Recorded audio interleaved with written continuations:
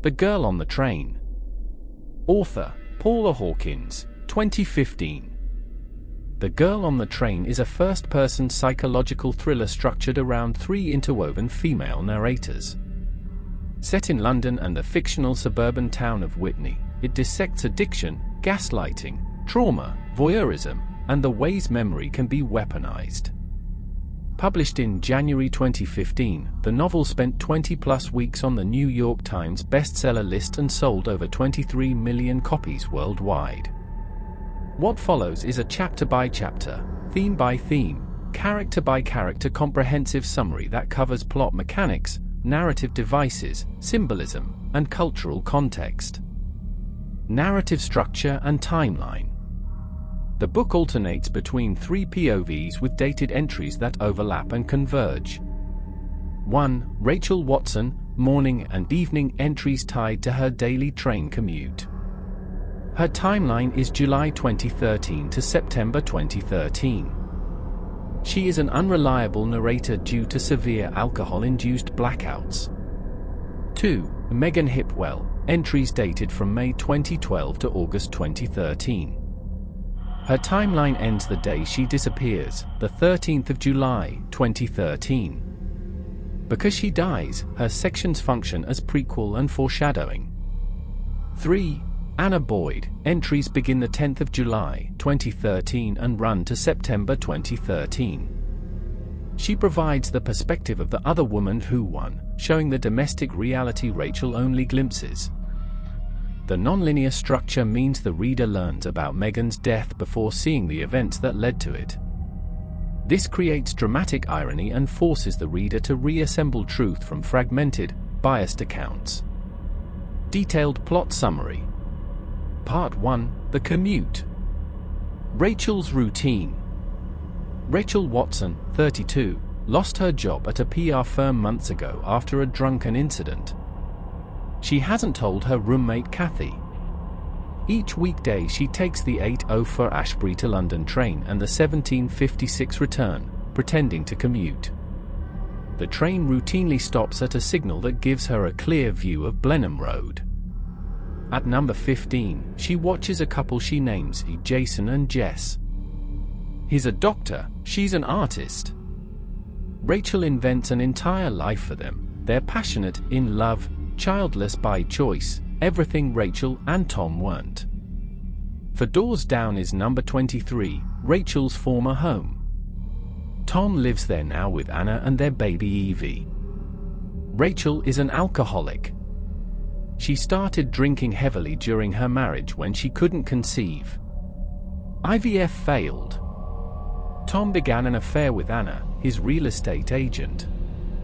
He told Rachel she was unstable, that she'd done things drunk she couldn't remember, keys down the drain, attacking Anna. Rachel believed him. The divorce destroyed her self-worth. Megan's life as Jess. Megan Hipwell, 29, is married to Scott Hipwell, a tech worker. Megan is beautiful, bored, and plagued by insomnia.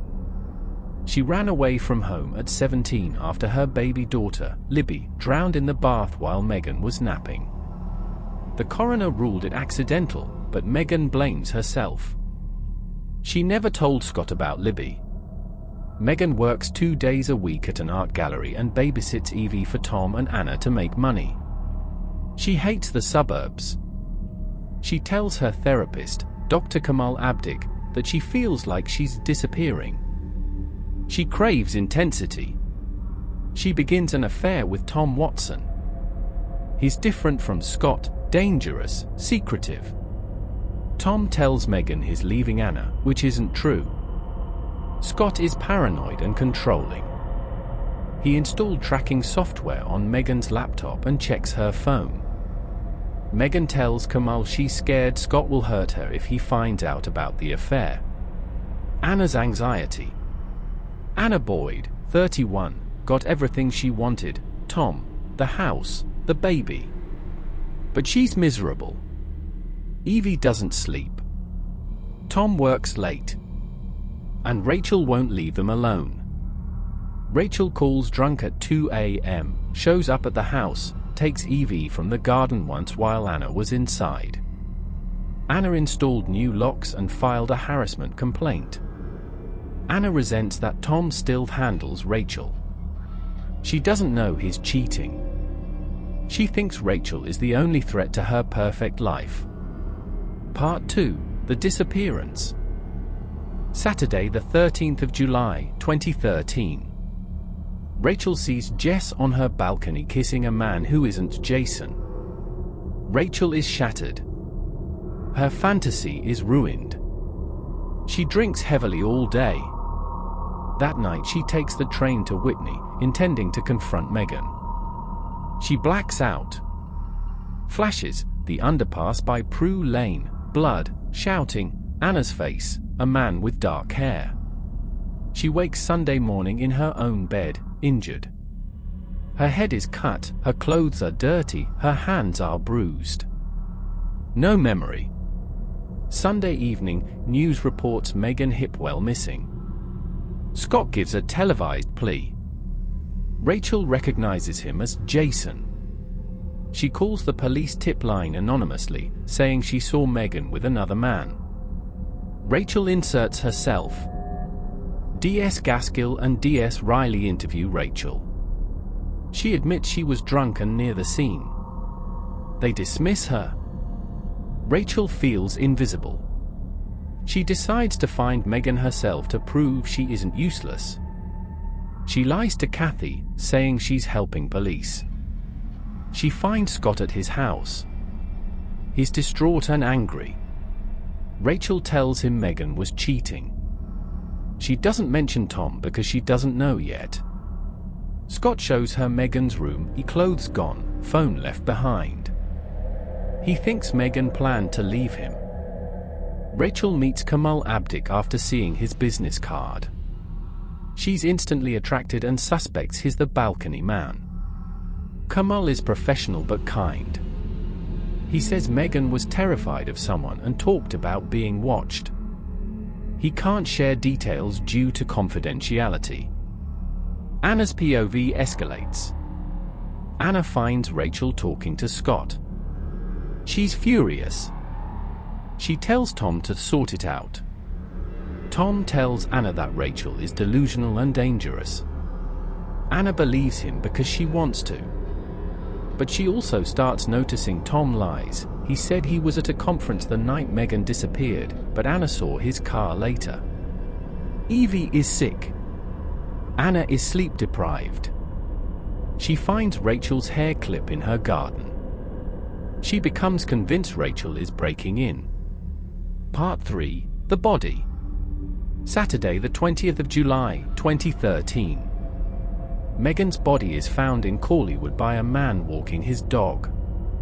She was buried in a shallow grave. Cause of death: blunt force trauma to the skull. Police think she was killed the night she disappeared. Scott is arrested. His DNA is on Megan's clothes. He had motive: jealousy. He had no alibi. Rachel is relieved and guilty. She testified that Megan was cheating, which helped the case against Scott. But Rachel's memories return in pieces. She remembers being in the underpass. A woman with red hair, Anna, shouted at her. She remembers a man's voice, then pain. She remembers walking toward Blenheim Road, not away from it. Megan's secret. Through Kamal's redacted notes and Scott, Rachel learns Megan was pregnant when she died. The baby wasn't Scott's. They hadn't had sex in months due to his suspicions. Megan told only one person, Tom. She planned to keep the baby and leave Scott. She thought Tom would leave Anna. Rachel now remembers the night of the blackout in full. She saw Megan walking toward the woods with Tom. Rachel called out. Tom turned, enraged. He punched Rachel, knocking her unconscious. He then caught up with Megan. Megan told him about the pregnancy and threatened to tell Anna. Tom killed her with a rock and buried her using tools from his car. He returned home, told Anna he'd hit a fox, and cleaned up. Rachel's past recontextualized. Rachel realizes Tom gaslit her for years. The things he said she did drunk, destroying Anna's things, hurting herself, he did. He wanted her to feel crazy so she wouldn't question his affairs. The night she took Evie, she was actually sober and Tom had left the gate open. He called the police on her. Kathy confirms Rachel wasn't always a drunk. It started after Tom's behavior escalated. Rachel's self-trust was systematically dismantled. Part 4: The Confrontation. Rachel tells Anna. Rachel goes to number 23 to warn Anna. Tom isn't home. Anna doesn't believe her at first. She's still loyal to Tom. Rachel describes the underpass, the blood, Tom's car. She tells Anna about Megan's pregnancy. Tom arrives. His demeanor changes when he sees Rachel. He tries his old manipulation. "You're drunk, Rachel. You don't know what you're saying." He suggests they talk upstairs like old times. Anna sees it now. The way he looks at Rachel, the lies. Tom grabs Rachel. He says he'll kill her like he killed Megan. Anna picks up Evie and runs, but Tom blocks her. Rachel smashes a glass, then grabs a corkscrew from the counter. The killing. Tom strangles Rachel against the wall. Anna screams. Rachel twists and stabs Tom in the neck with the corkscrew. Blood sprays. Tom staggers, falls. He dies on the kitchen floor. Police rule it self-defense. Scott is released. Kamal is cleared. Anna and Evie move away. Epilogue. Months later, Rachel is sober. She's moved out of Kathy's and has a new job. She takes the train one last time to Whitney to give a statement. She doesn't look at number 15. She realizes she doesn't need to. She thinks about Megan, who never got to escape. Rachel is done being a ghost on a train. She walks away from the station instead of boarding. Character deep dives. Rachel Watson, the unreliable narrator redeemed. Rachel's alcoholism is clinical. She has memory loss, shakes, lies to cover drinking. Hawkins doesn't excuse it but explains it. Infertility, gaslighting, and shame created a cycle. Rachel's arc is from passive watcher to active participant. Her unreliability makes her human. The reader doubts her, just as society doubts drunk women. Her recovery isn't neat. She still craves alcohol in the epilogue, but she chooses not to drink. Symbolically, she stops passing by life. Megan Hipwell, the girl who couldn't outrun grief. Megan's drowned baby is the novel's emotional core. She was a child herself at 17, failed by her boyfriend Mac and her own parents. The trauma made her avoid attachment. She cheats, lies, and runs because intimacy equals loss. Her affairs are self-sabotage. She tells Kamal, "I'm not a good person," but she's a person in pain. Her pregnancy with Tom's child was her attempt to start over. Tom killed her for wanting a future. Megan represents how society punishes women for sexuality and past mistakes.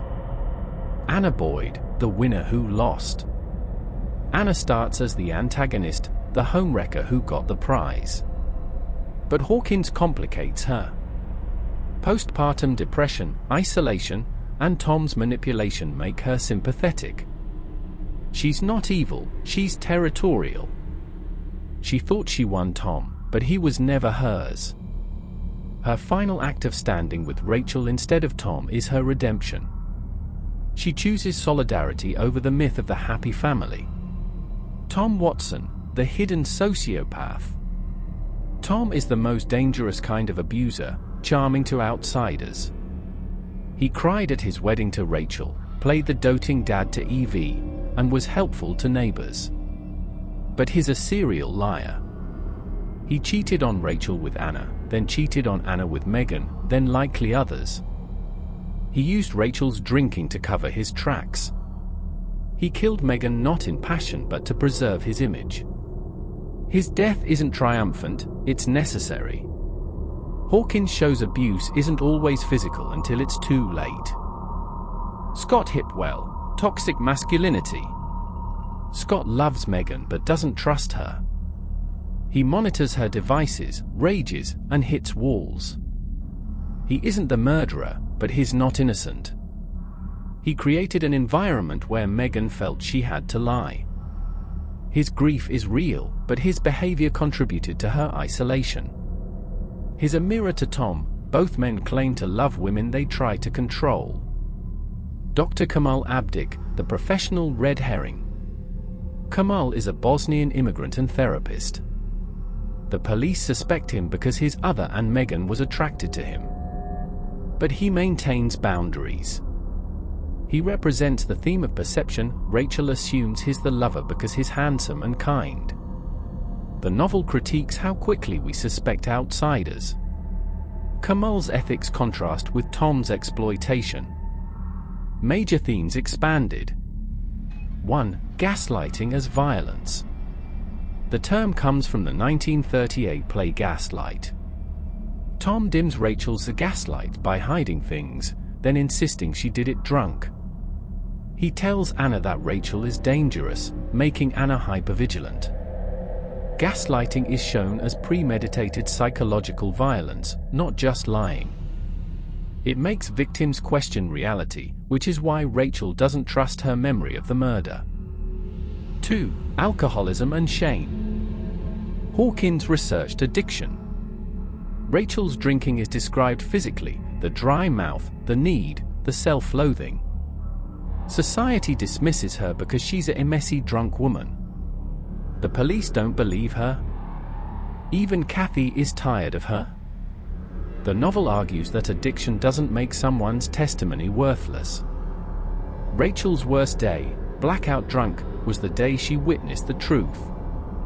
3. The male gaze versus female voyeurism. Laura Mulvey's male gaze is inverted. Rachel watches Scott and Megan, projecting fantasies. But she's not empowered by looking, she's paralyzed. The train window is a screen. When it's broken, she must act. The novel asks, what happens when women look instead of being looked at? Rachel's gaze is still shaped by patriarchal ideals. She wants Jess to be happy with Jason, but her looking eventually uncovers male violence. 4. Motherhood as institution versus experience. Adrienne Rich's theory applies. Society says motherhood is bliss. Anna is supposed to be fulfilled, but she's exhausted and resentful. Megan is punished for being a bad mother at 17. Rachel is deemed worthless because she can't conceive. The book shows motherhood isn't natural or universally joyful. It can be traumatic, unwanted, or weaponized. 5. Suburban noir. Whitney looks safe, good schools, commuter links, nice houses. But behind closed doors, murder, affairs, stalking. The train passes the same scenes daily, suggesting routine hides rot. This is domestic noir, a subgenre Hawkins helped popularize. The danger isn't a stranger, it's your husband. 6. Memory and trauma. PTSD fragments memory. Rachel's blackouts aren't just alcohol, they're trauma responses. Megan's insomnia stems from Libby's death. The narrative structure mimics how trauma survivors recall events, out of order, with gaps. Recovery requires reassembling the story, which Rachel does literally. Symbolism and motifs. The train, liminal space. Rachel is neither here nor there. Trains are supposed to move forward, but Rachel goes in circles. Stopping at the signal symbolizes her life being on hold. At the end, she chooses to walk, reclaiming direction. The underpass, tunnel, Freudian symbol of the subconscious and birth canal. It's where Rachel's repressed memory lives. It's also a place of transition where women are vulnerable. Going through it means facing the dark to be reborn. Water, drowning motif. Libby drowned. Rachel drinks to drown feelings. The train crosses the Thames. Tears, rain, and gin are all water. Water cleanses but also kills. Megan's body is found near water. Houses, number 15 is fantasy, 23 is reality. Rachel fixates on 15 because it's controllable. She can't go back to 23. The houses are stages where women perform roles: wife, mother, mistress. Hair, Megan is blonde, Anna is redhead, Rachel is dark. Hair is how Rachel categorizes women. Anna's red hair in the Underpass memory is the key detail that unlocks the truth. Hair also shows control. Scott likes Megan blonde, Tom liked Rachel's hair before she let herself go. The corkscrew, domestic object turned weapon. Wine caused Rachel's downfall, a wine tool saves her. It's ironic justice. Also phallic, inverting the violence Tom inflicted. Literary devices. Unreliable narration, Rachel admits she's unreliable, which paradoxically makes her trustworthy. She questions herself, so the reader does too, creating tension. Dramatic irony, Megan's chapters are past tense, so we know she's doomed. When she thinks about leaving Scott, we know she'll never get to. Free indirect discourse, Hawkins blends narrator voice with character thought. Rachel is pathetic. She knows it. This creates intimacy. Anaphora and repetition, Rachel repeats "I'm not a stalker and I can't remember," showing obsessive thought patterns of addiction and trauma. Cultural impact and adaptation.